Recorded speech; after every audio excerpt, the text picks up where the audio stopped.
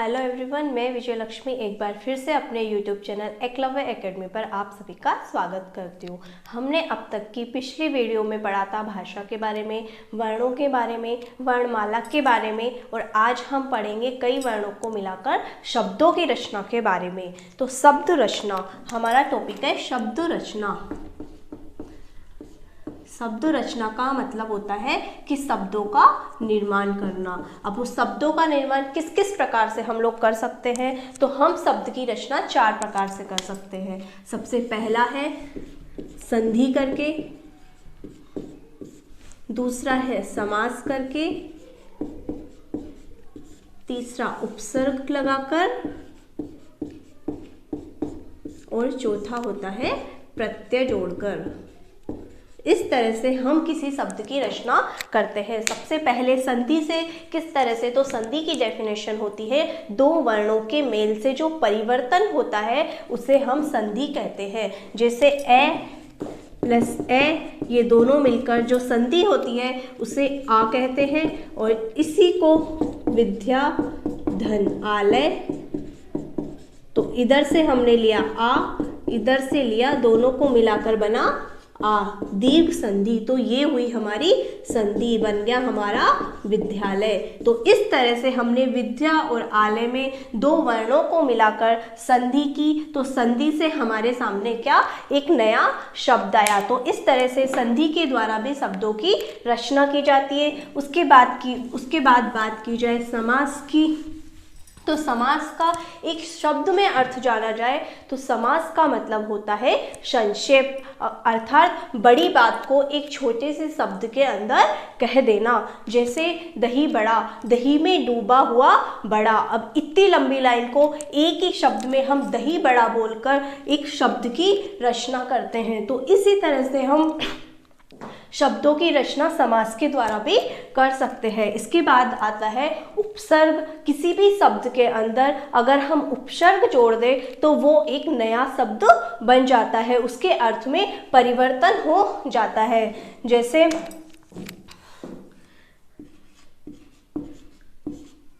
अनुरूप, रूप एक शब्द है, अगर हम उसके अंदर अनुरूप, अनु नाम का एक उपसर्ग जोड़ दें तो ये एक नया शब्द बन जाता है और वो होता है अनुरूप। तो इसी तरह से हम उपसर्ग भी किसी शब्द के अंदर जोड़कर एक नए शब्द की रचना कर सकते हैं, तथा प्रत्यय को भी किसी में भी जोड़कर हम एक नया शब्द बना सकते हैं। तो इस तरह से हम संधि, समास, उपसर्ग और प्रत्ययों के द्वारा शब्दों का निर्माण कर सकते हैं, नए शब्द की रचना कर सकते हैं। तो सबसे पहला आता है संधि। तो आज हम सबसे पहले संधि के बारे में जानेंगे, संधि से शब्दों की रचना करेंगे। सबसे पहले संधि। देखिए, संधि जो शब्द है यह सम उपसर्ग पूर्वक धा धातु से की प्रत्यय करने पर बनता है। संधि शब्द सम उपसर्ग पूर्वक धा धातु से की प्रत्यय करने पर बनता है, और की एक ऐसा प्रत्यय है ये जिसमें भी जुड़ जाता है वह उस शब्द को पुल्लिंग बना देता है। तो इसमें संधि शब्द में हमारे की प्रत्यय जुड़ा हुआ है, इसलिए हमारा संधि शब्द क्या है, ये किस लिंग में है, ये पुल्लिंग में है। ठीक है। सम का मतलब अगर हम जाने तो सम का अर्थ होता है सम्यक या ठीक प्रकार से। धा का अर्थ होता है जोड़ना, ठीक प्रकार से जोड़ना हमारा क्या कहलाता है, संधि कहलाता है। जिस तरह से ब्रह्म धन अस्त्र, ब्रह्म धन अस्त्र, इधर प्लस के पहले हमारा ए और इधर है ए। हम इसमें इस तरह से ब्रह्मोस्त्र नहीं कर सकते या ब्रह्म अस्त्र नहीं लिख सकते। हमें ठीक प्रकार से का मतलब है नियमों के अनुसार सही रूप से उन वर्णों को मिलाकर परिवर्तन करना होता है। तो ए और ए में हमें दीर्घ संधि करनी होगी, इसलिए ये बन जाएगा ब्रह्मास्त्र। तो इसी तरह से होता है ये ठीक प्रकार से। सम्यक का मतलब है ठीक प्रकार से जोड़ना, मतलब कि ठीक प्रकार से वर्णों को जोड़ना, और वर्णों को जोड़ने के बाद जो परिवर्तन आता है वही होता है हमारा संधि। ठीक है। तो अब इसके बाद बात करते हैं हम संधि के प्रकारों की। तो संधि मुख्यतः 3 प्रकार की होती है। संधि मुख्यतः 3 प्रकार की होती है।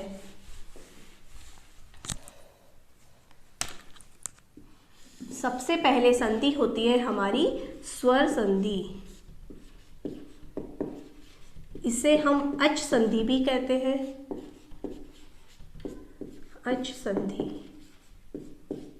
दूसरी होती है हमारी व्यंजन संधि।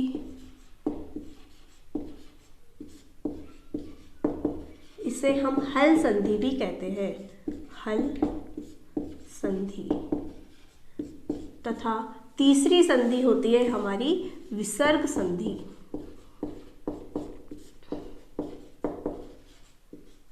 तो हिंदी में मुख्यतः 3 प्रकार की संधि होती है। स्वर संधि जिसे अच संधि के नाम से भी जाना जाता है, दूसरी व्यंजन संधि जिसे हल संधि भी कहते हैं, और तीसरी होती है विसर्ग संधि। अब बात की जाए इनकी डेफिनेशन की, तो स्वर संधि अर्थात 2 स्वरों के मेल से जो परिवर्तन हुआ उसे कहते हैं हम स्वर संधि। जैसे इधर स्वर का स्वर के साथ मेल, स्वर का स्वर के साथ अगर मेल हो तो वहाँ होती है हमारी स्वर संधि। बात करें व्यंजन की, तो व्यंजन के साथ मेल होने पर जो परिवर्तन हुआ, जो विकार उत्पन्न हुआ, वही होती है व्यंजन संधि। व्यंजन संधि में एक तरफ व्यंजन हो, दूसरी तरफ भी व्यंजन हो, तो वहाँ हमें करनी है व्यंजन संधि। एक तरफ व्यंजन हो लेकिन दूसरी तरफ स्वर हो, तब भी होगी हमारी व्यंजन संधि। इधर की तरफ चाहे स्वर हो और इधर व्यंजन हो, तब भी होगी हमारी व्यंजन संधि। मतलब जो प्लस से हम 2 शब्द लेके चलते हैं, उनके बीच में एक तरफ, दोनों में से एक तरफ स्वर हो, तब भी हम व्यंजन संधि कर सकते हैं। बात सिर्फ इतनी है कि दोनों में से एक तरफ व्यंजन होना जरूरी है, दोनों में। लेकिन स्वर संधि में दोनों तरफ स्वर ही होना आवश्यक है, लेकिन व्यंजन संधि में एक तरफ व्यंजन का होना जरूरी है, चाहे दूसरी तरफ स्वर हो। इसके बाद बात करते हैं हम विसर्ग संधि की। तो विसर्ग संधि में होता है कि विसर्ग के बाद चाहे स्वर हो, चाहे विसर्ग के बाद व्यंजन हो, वहाँ कौन सी संधि होती है? विसर्ग संधि। मतलब वहाँ पर विसर्ग का होना जरूरी होता है। ठीक है, तो ये हुई हमारी संधि। अब बात की जाए स्वर और स्वर की, तो इस तरह से जैसे अभय, अभय धन अरण्य, अभय धन अरण्य। यहाँ पर इस प्लस के पहले जो पहला भाग है, इसमें अंत में है ए, अंत में क्या है? इसमें ए, और इसके स्टार्टिंग में है ए। तो इस तरह से ये दोनों तरफ क्या है? स्वर है। तो हम यहाँ पर कौन सी संधि करते हैं? स्वर संधि करते हैं। एक और एग्जाम्पल, जैसे न धन इति, इधर इसमें भी न के अंदर ए जुड़ा हुआ है और इधर शुरू में है ई, तो दोनों तरफ क्या है? स्वर है। तो दोनों तरफ जब स्वर होंगे तो हमें संधि करनी होती है, कौन सी? स्वर संधि। इसके बाद व्यंजन की सिचुएशन की बात की जाए तो सबसे पहले दोनों तरफ व्यंजन हो, मतलब भगवत धन गीता। इधर प्लस के पहले तय, हलंत है, इसमें किसी प्रकार का कोई स्वर नहीं मिला हुआ, तो ये है हमारा व्यंजन। और इधर भी शुरू में क्या है? ग, अर्थात व्यंजन है। ई ग के बाद आता है। ठीक है, ग धन ई मिलकर बनता है गी, तो पहले क्या है हमारा? ग। तो इस तरह से दोनों तरफ अगर व्यंजन हो तो हमें कौन सी संधि करनी होती है?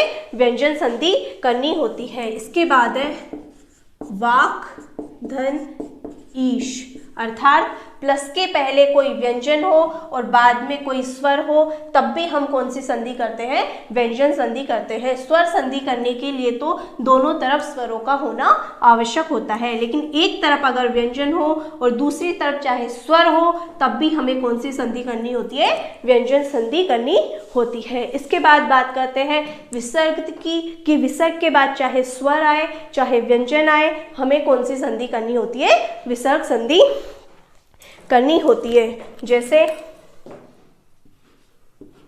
परह अक्ष, यहाँ विसर्ग है और विसर्ग के बाद क्या है, ए, अर्थात स्वर है। तो हमें कौन सी संधि करनी होगी, यहाँ पर विसर्ग संधि करनी होती है। तो इस तरह से होती है हमारी संधि। संधि 3 प्रकार की, स्वर संधि, व्यंजन संधि, विसर्ग संधि। स्वर संधि में दोनों तरफ स्वर होना जरूरी होता है। व्यंजन संधि में से दोनों में से एक तरफ व्यंजन का होना जरूरी होता है। तथा विसर्ग संधि में विसर्ग के बाद चाहे स्वर हो चाहे व्यंजन हो, वहां कौन सी संधि होती है, हमारी विसर्ग संधि। इसके बाद हम बात करते हैं सबसे पहले स्वर संधि के बारे में। स्वर संधि, अभी हमने देखा कि 2 स्वरों के मिलने से जो विकार उत्पन्न हुआ उसे हमने स्वर संधि नाम दिया। अब स्वर संधि 5 प्रकार की होती है। सबसे पहले आती है दीर्घ स्वर संधि, दीर्घ स्वर संधि। उसके बाद आती है गुण संधि, इसके बाद आती है वृद्धि संधि, वृद्धि संधि। इसके बाद आती है यण संधि,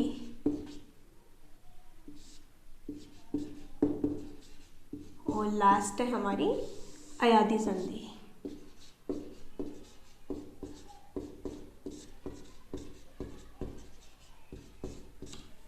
अयादि संधि। अब सबसे पहले बात की जाए दीर्घ संधि की, तो दीर्घ संधि में क्या होता है, समान अक्षरों के मेल से जो दीर्घ रूप होता है वहीं दीर्घ संधि होती है। संधि विच्छेद पद में जैसे इसकी सिचुएशन होती है कि ए या आ के बाद अगर ए या आ आए तो उनके स्थान पर दीर्घ, दीर्घ का मतलब होता है बड़ा, दीर्घ मतलब आ हो जाता है। ठीक है, अगर छोटा ई मतलब ह्रस्व ई और दीर्घ ई आए संधि विच्छेद पद में, प्रथम पद के अंत में अगर छोटा ई या बड़ा ई आए तथा बाद में भी छोटा ई या कोई बड़ा ई आए तो उनके स्थान पर भी हमें क्या, दीर्घ ई अर्थात बड़ी ई करना होता है। थर्ड सिचुएशन, छोटा ऊ बड़े ऊ के बाद वही छोटा ऊ या बड़ा ऊ आए तो वहाँ भी हमें बड़ा ऊ करना होता है। ये 3 सिचुएशन होती है दीर्घ संधि की। ये 3 सिचुएशन है हमारी दीर्घ संधि की। अब इसे तो जैसे जन, धन, अर्धन, ये एक संधि विच्छेद पद है। इसका ये प्रथम पद है और ये द्वितीय पद है। प्रथम पद के अंत में है ए और द्वितीय पद की स्टार्टिंग में है ए, तो दोनों ए और ए के मिलने से क्या होगा, आ। तो जब दोनों समान स्वर आ रहे हैं तो वहां कौन सी संधि होती है, दीर्घ संधि होती है। तो इधर ए और ए के मिलने से क्या बना था, आ, तो इधर क्या बचा, जन। जन कैसा, हलंत, क्योंकि इसमें से ए निकल गया था। दोनों ए के स्थान पर हुआ आ, तो इधर क्या बचा, दन। तो ये बना न हलंत, इसमें आ मिल जाएगा तो जनार दन। ठीक है, एक और देखें हम, यथा, धन, अर्थ। इधर क्या है, प्लस के इधर आ और इधर है ए, तो दोनों समान स्वर आ और ए के मिलने से दीर्घ संधि करनी है हमें। दीर्घ संधि मतलब बड़ा आ, तो इधर क्या बचा, यथ। इधर दोनों के स्थान पर हुआ आ, इधर क्या बचा, अर्थ। तो ये आदत है इसमें आ मिल जाएगा तो यथार्थ। ठीक है, ये नेक्स्ट हम ई और ई की सिचुएशन वाला देखते हैं। जैसे मुनि, मुनि, धन, इंद्र। ठीक है, मुनि, धन, सॉरी थर्ड देखते हैं, मुनि, धन, इंद्र। इधर प्लस के इधर है ई और इधर है ई, दोनों तरफ समान स्वर आ जाए तो दोनों को मिलाकर हमें दीर्घ स्वर में दीर्घ संधि करनी है। तो मतलब ई और ई का दीर्घ रूप होता है बड़ी ई। तो यहाँ बचा मुन, न कैसा, हलंत, क्योंकि इसमें से ई निकल गया। दोनों ई के स्थान पर हुआ बड़ा ई, तो इधर क्या बचा, इंद्र। इनको मिलाएंगे हम, न हलंत है, इसमें बड़ी ई मिलेगी तो मुनिंद्र। ये हुआ हमारी सेकंड सिचुएशन। और थर्ड सिचुएशन देखें तो भानु, धन, उदय। प्रथम पद के अंत में है उ और द्वितीय के शुरू में है उ। समान स्वर मतलब कौन सी संधि करनी है? दीर्घ संधि करनी है। दोनों को मिलाकर दीर्घ रूप क्या हो जाएगा? बड़ा उ। तो इधर भान बचा क्योंकि उ उसमें से निकल गया, दोनों उ के स्थान पर हमने बड़ा उ किया, तो इधर क्या बचा? दय।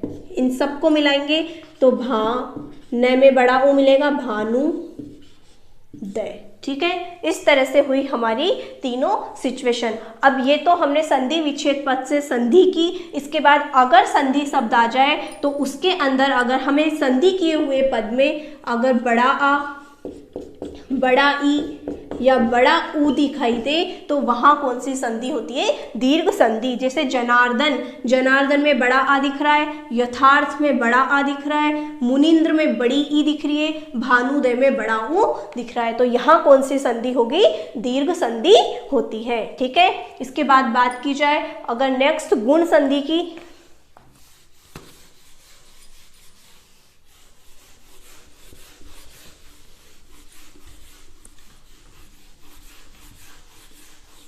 तो गुण संधि की सिचुएशन होती है कि संधि किए हुए पद में इधर ए या आ आए तथा बाद में ई या बड़ी ई आए तो वहाँ ए कर दिया जाता है, दोनों के स्थान पर ए कर दिया जाता है। सेकंड सिचुएशन होती है ए या आ के बाद में ऊ या बड़ा ऊ आए तो वहाँ ओ कर दिया जाता है। ए या आ के बाद में री आए, अब री का हिंदी में छोटा ही रूप होता है, बड़ा रूप संस्कृत में चलता है, तो इन दोनों के स्थान पर हम अरकर देते हैं। ठीक है, तो ये गुण संधि की तीन सिचुएशन हुई। मतलब संधि किए हुए पद में इधर प्रथम पद के अंत में ए या आ का होना जरूरी है। अगर ए या आ के बाद ए या आ ही होता तो हम दीर्घ संधि में आ जाते, लेकिन ए या आ के बाद अगर ई और ई है तो दोनों को मिलाकर ए कर देना है। ए या आ के बाद ऊ और ऊ है तो दोनों को मिलाकर ओ कर देना है। ए या आ के बाद री है तो दोनों को मिलाकर अर कर देना है। जैसे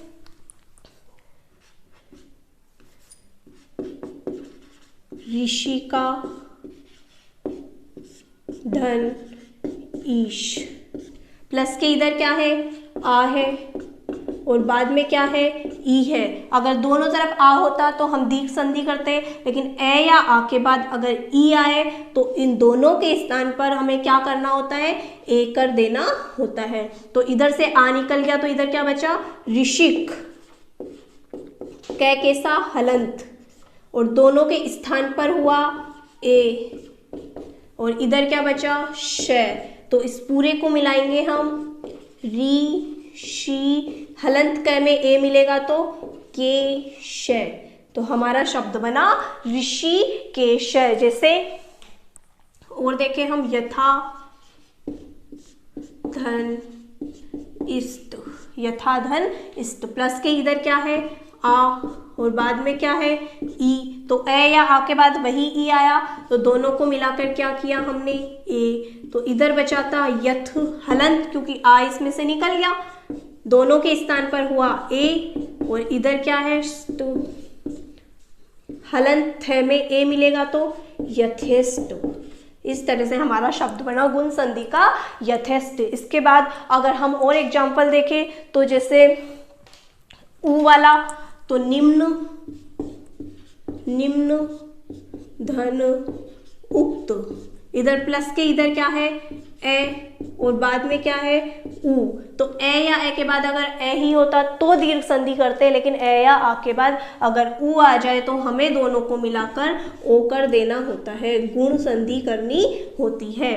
तो इधर क्या बचा? निम्न, न कैसा रह गया? हलंत, क्योंकि इसमें से निकल गया ए और दोनों के स्थान पर हुआ ओ और इधर बचा तो हलंत, न में ओ मिलेगा तो निम्नोक्त, शब्द बना हमारा निम्नोक्त। तो ये होती है हमारी गुण संधि कि ए या आ के बाद अगर ई आए तो ए करना है, ए या आ के बाद ऊ आए तो हमें ओ करना है, और ए या आ के बाद अगर री आए तो हमें अर कर देना होता है। अब ये तो हुआ संधि विच्छेद से संधि करना। अब देखते हैं हम संधि किए हुए पद को कैसे पहचाने कि यहाँ पर गुण संधि है। तो गुण संधि की संधि किए हुए पद में हमें या तो ए की मात्रा दिखाई देती है या हमें ओ की मात्रा दिखाई देती है। तो इसमें आ की मात्रा होती और बड़ी ई की होती और बड़े ऊ की होती तो ये वाली संधि होती, लेकिन ऐसा कुछ नहीं है। यहाँ पे हमें क्या दिखाई दे रहा है, ए की मात्रा दिखाई दे रही है। तो कौन सी संधि हुई, गुण संधि हुई। यहाँ भी हमें ए की मात्रा दिखाई दे रही है तो यहाँ भी गुण संधि हुई। यहाँ हमें ओ की मात्रा दिखाई दे रही है तो यहाँ भी कौन सी संधि हुई, गुण संधि हुई। ये हुई हमारी गुण संधि। इसके बाद हम बात करते हैं वृद्धि संधि की।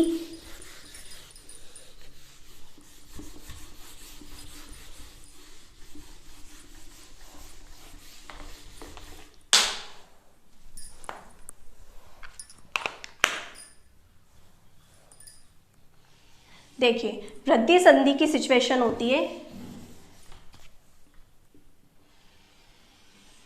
वृद्धि संधि की सिचुएशन होती है कि इधर ए या आ हो और उसके बाद ए या आई आ जाए तो उसके स्थान पर हमें आई करना होता है। ठीक है। सेकंड सिचुएशन है ए या आ के बाद ओ या औ आ जाए तो वहाँ हमें औ करना होता है। ठीक है। मतलब गुण और वृद्धि संधि में संधि विच्छेद पद में प्लस के इधर ए या आ का होना जरूरी है और बाद में अगर ई ऊ और री है तो गुण संधि और ए ऐ ओ औ है तो कौन सी संधि, वृद्धि संधि करनी होती है। ठीक है। और संधि किए हुए पद में इसमें बड़ा आ दिखाई देता है, बड़ी ई दिखाई देती है, इसमें ए ओ और अर दिखाई देता है, इसमें आई और औ हमें दिखाई देता है। जैसे पहला देखते हैं हम, मत धन ऐक्य। हमारा एग्जाम्पल है मत धन ऐक्य। तो प्लस के इधर मतलब प्रथम पद के अंत में है ए और इधर है ए के बाद ए होता तो गुण संधि होती, ए के बाद ई ऊ री होते तो गुण संधि होती, सॉरी ए के बाद अगर ए होता तो दीर्घ संधि होती, ए के बाद ई ऊ री होता तो गुण संधि होती। लेकिन वृद्धि संधि में बताया है कि ए या आ के बाद ए हो तो दोनों के स्थान पर बड़ा ए कर देते हैं। तो इधर क्या बचा हमारे पास, मत तय के सा हलंत, क्योंकि इसमें से ए निकल गया और ए और ए के स्थान पर हुआ बड़ा ए। इधर क्या बचा, कै। तो तय के अंदर बड़ा ए लगेगा तो इस तरह से मते कै, इस तरह से हमारा शब्द बनेगा मते कै। एक है, ये हुई हमारी वृद्धि संधि की फर्स्ट सिचुएशन। अब देखते हैं हम सेकंड सिचुएशन, गंगा धन ओक। प्लस के इधर है आ और इधर है ओ। अगर आ के बाद आई होता तो दीर्घ संधि होती, आ के बाद ई ऊ री होता तो हम गुण संधि करते, लेकिन यहाँ क्या है ओ, तो दोनों को मिलाकर क्या कर देंगे, बड़ा ओ मतलब दीर्घ औ। तो इधर क्या बचा, गंग गै के सा हलंत, क्योंकि उसमें से आ निकल गया और आ और ओ के स्थान पर हमने कर दिया औ। और इधर क्या बचा हमारे पास, गै। तो ये मिल जाएगा हमारा गंग गो कै। ठीक है। तो इस तरह से हुई हमारी वृद्धि संधि।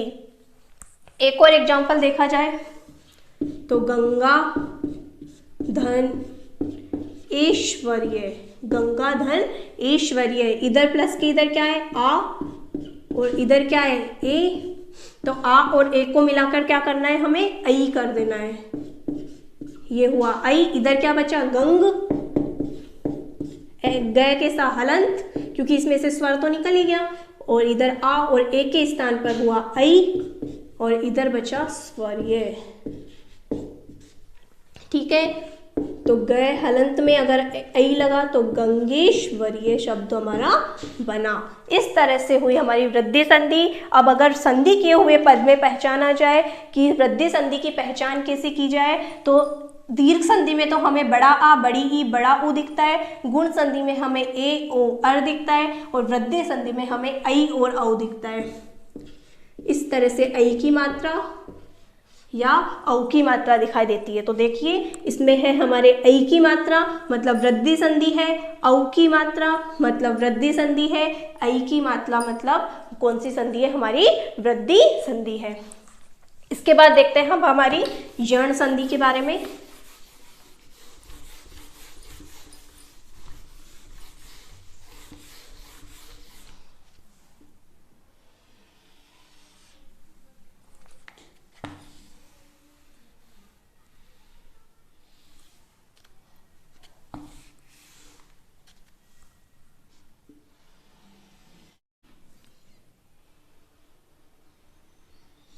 अब इसके बाद बात की जाए यण संधि की, तो यण संधि की सिचुएशन होती है कि छोटा ई या बड़ा ई मतलब ऋस्व या दीर्घ ई के बाद असमान स्वर आए, असमान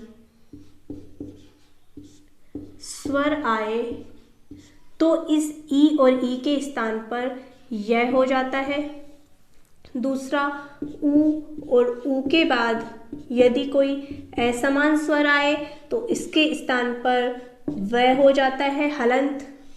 इसके बाद री के बाद कोई असमान स्वर आए तो इसके स्थान पर हलंत र हो जाता है। ठीक है, मतलब हमने तीनों संधियों में ये पढ़ा था, दीर्घ संधि, गुण संधि, वृद्धि संधि में, कि दोनों के स्थान पर एक होता है, लेकिन यण संधि में सिर्फ पहले वाले के स्थान पर ही परिवर्तन होता है। मतलब प्लस के इधर जो प्रथम पद का अंतिम स्वर होता है उसी के स्थान पर हमें परिवर्तन करना है। ई और ई के बाद असमान स्वर का मतलब होता है ई और ई नहीं आना चाहिए, क्योंकि अगर ई के बाद ई और ई आएगा तो हम लोग उसमें दीर्घ संधि कर सकते हैं। इसलिए ई और ई के बाद अगर कोई असमान स्वर आए तो वहां हमें यण करना है। ऊ और ऊ के बाद असमान स्वर आए तो ऊ और ऊ के स्थान पर वह करना है, री के स्थान पर हमें र करना होता है। ये संधि है हमारी यण संधि। जैसे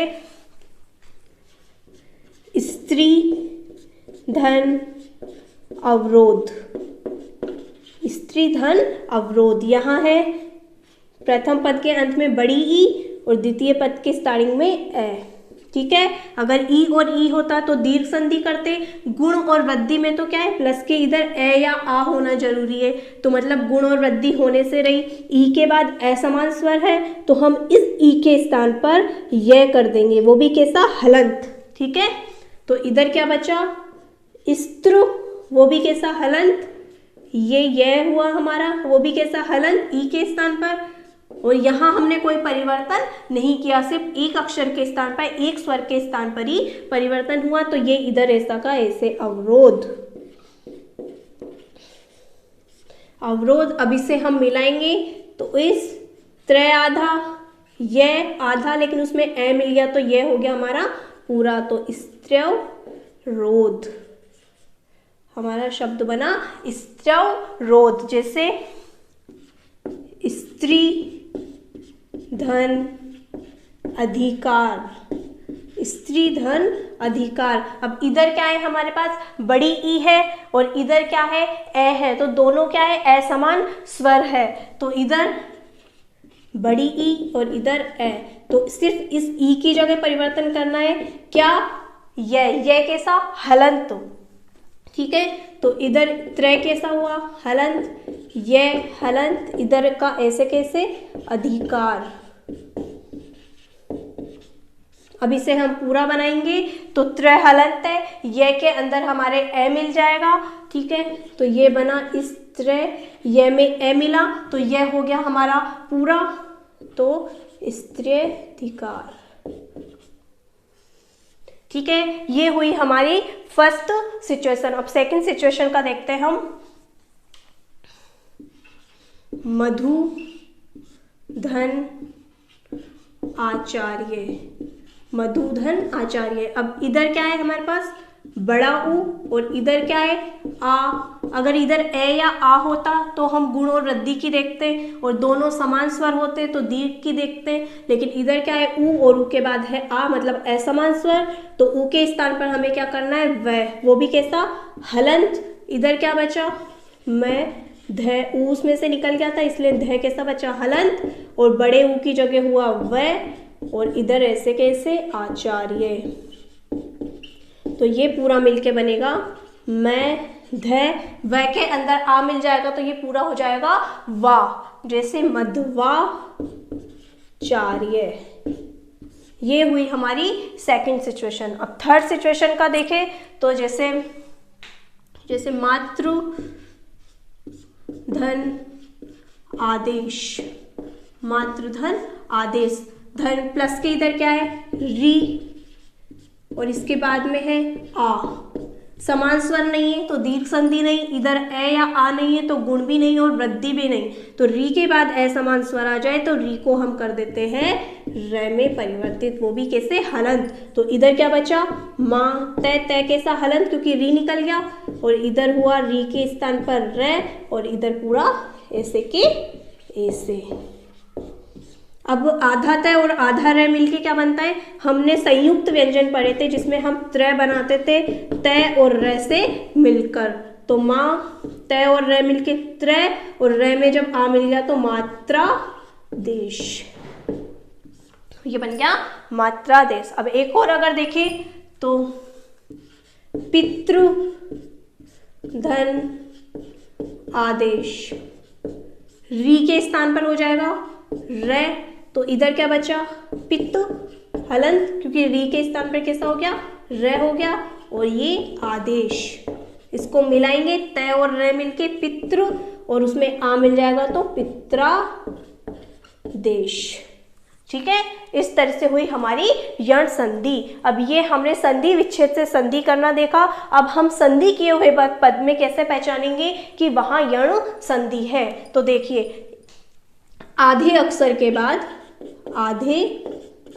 के बाद अगर हमें क्या दिखाई दे य व और र दिखाई दे तो वहां कौन सी संधि होती है, यण संधि होती है। जैसे पहले वाले में त्रय किससे मिलकर, त्रय में तय और र है तो इसके बाद र के बाद हमें यह दिखाई दे रहा है, तो इसका मतलब कौन सी संधि हुई यहाँ पे, यण संधि। इसमें भी वही बात, मध्वा आधा अक्षर है उसके बाद हमें व दिखाई दे रहा है, आधे अक्षर के बाद व दिखाई दे रहा है, तो ये कौन सी संधि हुई, यण संधि। और मात्रादेश में मात्रा देखो त्रय बनाए तय और र से मिलकर, ठीक है, तो ये आधा है और ये र दिखाई दे रहा है आधे अक्षर के बाद, तो वहां कौन सी संधि हुई हमारी, यण संधि। पित्रादेश में भी तय और रा मिलके बनाए त्रा, तो आधे अक्षर के बाद हमें र दिखाई दे रहा है, तो मतलब कौन सी संधि है, यण संधि। तो मतलब यण संधि की पहचान की जाती है आधे अक्षर के बाद य व र हमें दिखाई दे तो वहां होती है यण संधि। ठीक है, इसके बाद नेक्स्ट देखते हैं हम अयादि संधि।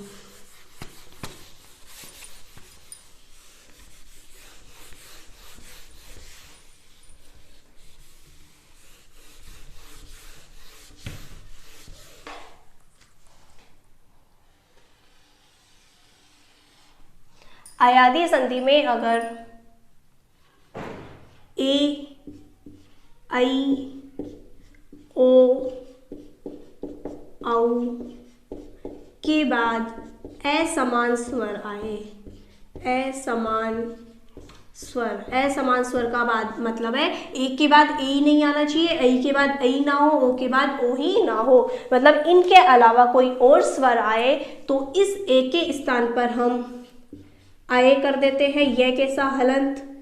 आई के स्थान पर हम आए कर देते हैं, ओ के स्थान पर हम औ कर देते हैं और औ के स्थान पर हम आउ कर देते हैं। ठीक है, ए और बड़ी ऐ है तो ऐ का कर दिया हमने आए, ओ को औ किया तो औ का आव मतलब औ के स्थान पर। तो अब ये यण और अयादि दो ऐसी संधि है जिसमें दोनों के स्थान पर परिवर्तन नहीं होता, सिर्फ प्लस के पहले जो होता है उसी के स्थान पर हमें परिवर्तन करना होता है। जैसे शे धन अन, प्लस के इधर क्या दिख रहा है हमें, ए दिख रहा है, इसके बाद ए, दोनों समान स्वर होते तो दीर्घ संधि होती, प्लस के इधर ए या आ होता तो वृद्धि संधि होती, प्लस के इधर ई ऊ या री होता तो यण संधि होती, लेकिन हमारे पास क्या है, ए है और उसके बाद असमान स्वर है,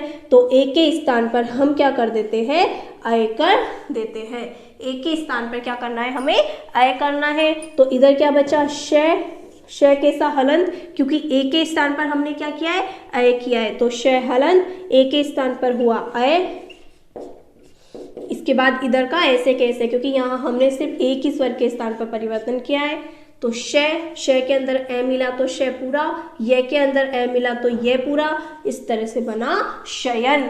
किस संधि से, अयादि संधि से। जैसे जी धन ए, प्लस के इधर क्या है, ए और इधर है ए, हो गया असमान स्वर।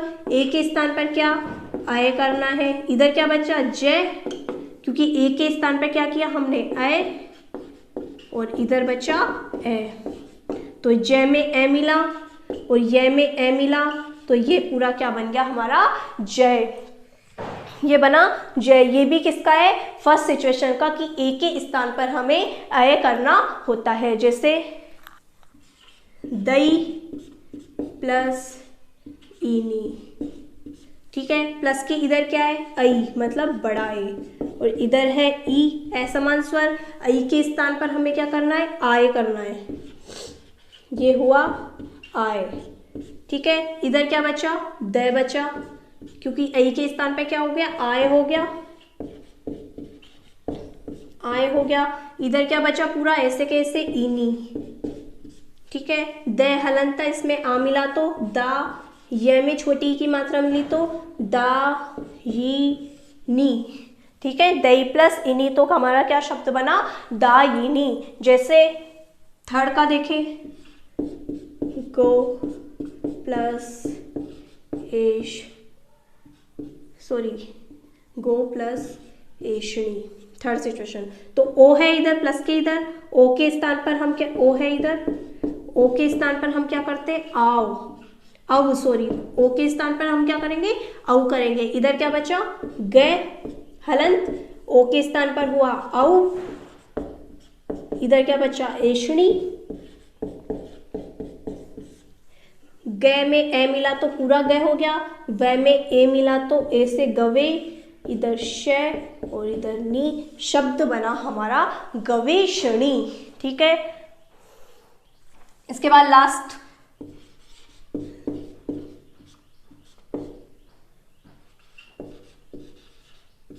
ठीक है, औ के स्थान पर हम करेंगे औ, इधर है प्लस के इधर औ के स्थान पर हम करेंगे आओ, इधर बचा ध हलंत, क्योंकि औ के स्थान पर कर दिया हमने आओ, और इधर हुआ अक, ध में आ मिला तो धा, व में ए मिला व, धावक, शब्द बना हमारा धावक।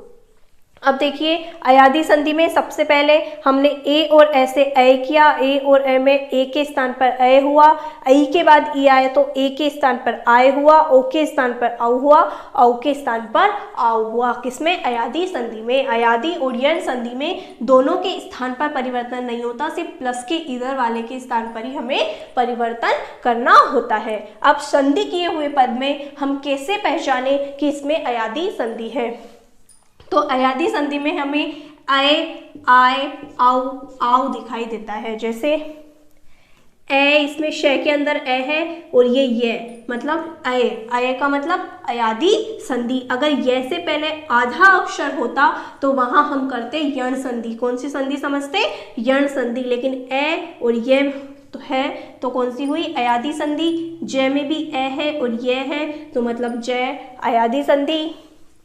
दायिनी, दा के अंदर आ है और ये मिला हुआ है तो दाये, मतलब आये, आये में भी कौन सी संधि होती है, अयादि संधि होती है। इसमें ग में ए है और व, अव भी कौन सी संधि में आता है, अयादि संधि में आता है। आव भी किस में आता है, अयादि संधि में आता है। तो ये हुई हमारी पूरी स्वर संधि, दीर्घ संधि, गुण संधि, वृद्धि संधि, यण संधि और अयादि संधि। इन तीनों संधियों में हम इन दोनों के स्थान पर परिवर्तन करते हैं, लेकिन यण और अयादि में हम प्लस के इधर वाले के स्थान पर ही परिवर्तन करते हैं। ठीक है, अब नेक्स्ट व्यंजन संधि हम अपनी नेक्स्ट क्लास में देखेंगे। आज के लिए इतना ही।